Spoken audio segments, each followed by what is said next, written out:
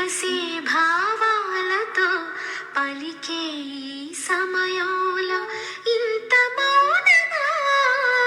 మనసా నా మనసా మాట్లాడమ్మా ఎగసే భావాలతో పలికే ఈ సమయంలో ఇంత మౌనమా మనసా నా మనసా మాట్లాడమ్మా